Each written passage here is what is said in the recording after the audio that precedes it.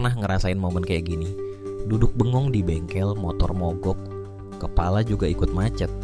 Lo lagi gak ngejar apa-apa, cuma nunggu dengan ditemani kopi panas di gelas buram, dan hanya terdiam tanpa kepastian.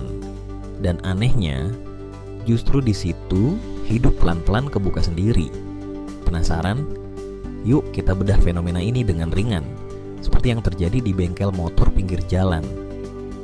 Selamat datang di ruang Galung Suara.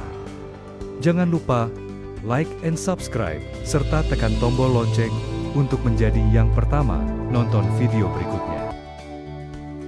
Hari itu, suasana bengkel lagi sepi.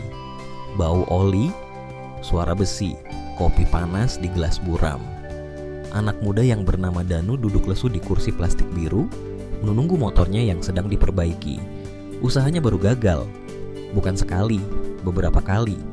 Dan seperti motornya yang lagi dibongkar, hidupnya juga lagi kebuka, tapi belum jelas arahnya kemana. Di depan Danu, seorang pria duduk dengan tenang, dengan wajah yang penuh kedamaian, kayak orang yang udah gak lagi kejar-kejaran sama hidup. Danu nyeletuk pelan, "Pak, kok rasanya saya udah usaha kemana-mana, tapi hidup gitu-gitu aja ya?" Si bapak nyeruput kopi, lalu jawab santai, "Kadang yang bikin kesasar itu bukan cara atau jalannya, nak, tapi kompas di dalam kepala." Kalimat itu sederhana, tapi nusuk. Ketenangan pikiran adalah masa depanmu. Banyak dari kita mirip banget kayak Danu. Bekerja keras, belajar, niatnya baik, tapi semua langkahnya didorong oleh satu hal. Rasa takut, takut gagal lagi, takut salah langkah, dan takut gak cukup. Ini masalah utamanya. Ada satu fakta waras yang teruji berabad-abad. Hidup gak macet karena kurang usaha, tapi karena usaha lahir dari batin yang ribut. Marcus Aurelius, seorang kaisar Romawi, pernah nulis buat dirinya sendiri, hidupmu dibentuk oleh kualitas pikiranmu. Jadi intinya, bukan oleh seberapa keras lo ngejar dunia, tapi seberapa tenang lo berdiri di dalamnya. Kenapa rezeki sering datang saat kita berhenti maksa?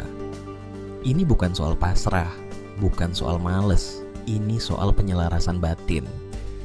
Epictetus, mantan budak yang menjadi guru hidup, ngingetin satu hal sederhana.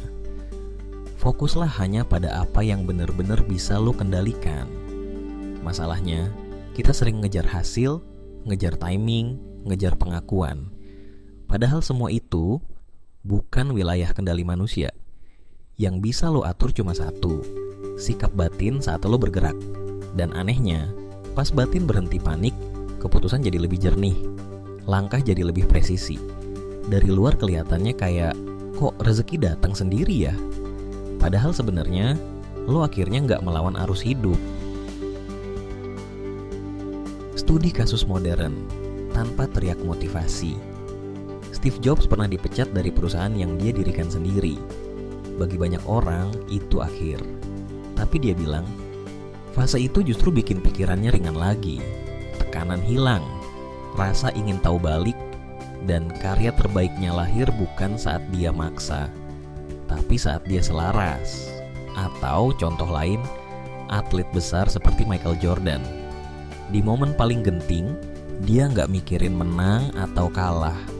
Dia fokus ke satu gerakan yang bisa dia kontrol. Bukan hasil, bukan ego, satu aksi sadar. Sikap ini adalah auto selaras dengan semesta. Balik ke bengkel. Di bengkel itu, Danu diem lama. Bukan karena dapat jawaban instan, tapi karena ada satu kesadaran baru. Gue gak perlu berhenti usaha, tapi gue perlu berhenti ngelawan hidup. Motornya akhirnya nyala, dan entah kenapa, dadanya juga terasa lebih ringan. Bukan karena semua masalah beres, tapi karena arah batinnya gak ribut lagi. Jadi, apakah rezeki bisa datang sendiri? Bisa. Bukan karena lo berhenti bergerak, tapi karena lo berhenti maksa. Fakta waras yang diuji dari zaman ke zaman nunjukin satu hal. Hidup paling responsif pada orang yang selaras, bukan yang panik.